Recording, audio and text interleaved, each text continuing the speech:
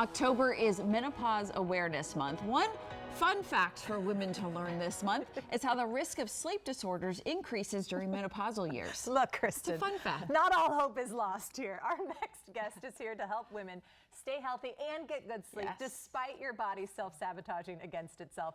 Joining us today, we have registered nurse and certified clinical sleep educator and also a representative of the Better Sleep Council, Cralle. Welcome to Great Day. Thanks for having me. It's a pleasure. Keeps getting better and better for women. Right.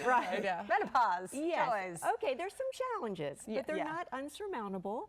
So we can just look at it in a different light, and we've got nice strategies we can use to make it more bearable and something to get through pretty easily. So we can do it. I know we joke, and it's kind of one way to get through it. It's something that's going to happen. We're all going to go through it, right? But I mean, there are serious things we need to think about too.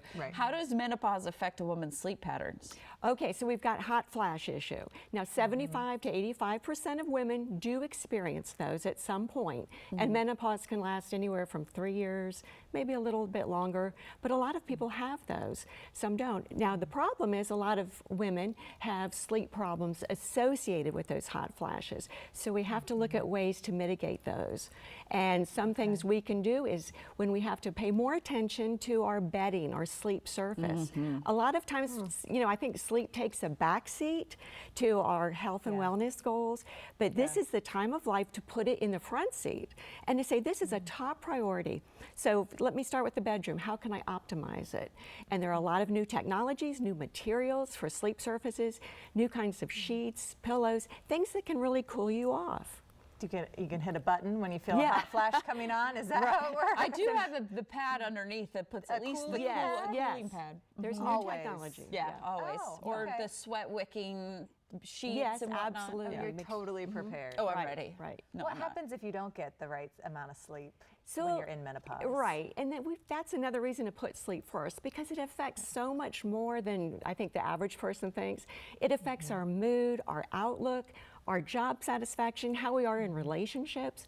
I mean, our quality of life is greatly impacted by how much sleep we get or don't get. So if we put that at the top of our to-do list and really schedule 7 to 9 hours, most adults need that 7 to 9 hours.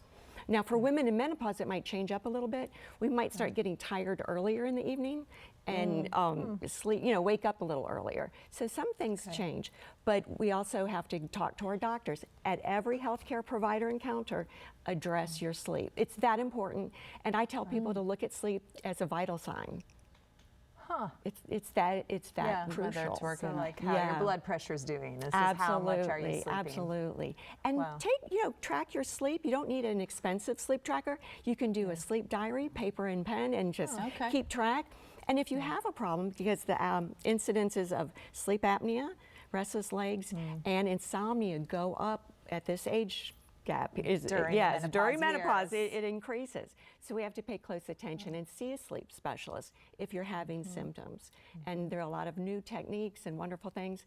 For instance, insomnia. Cognitive behavioral therapy for insomnia is the first-line treatment for insomnia now. Very effective, and it's available face-to-face or online. There's a lot of different things you can do. I think it's good to remember, like, it's okay to do those things. Like, this is something natural that's happening. There's nothing wrong with us, right? And we as women are used to putting everybody else first before ourselves. Exactly. It's the epitome of self-care. And I think we have to, as women, be proactive, protective, and completely unapologetic about our need for sleep. It's not a weakness, it's a biological requirement. So I think it's a responsible thing to do for you and everyone else. I keep seeing that women need so much more sleep. Okay, so let's make this a priority. Absolutely. Thank you for being here. Absolutely. We appreciate it for sure. If you would like to learn more about how you can get better sleep, you can go to bettersleep.org.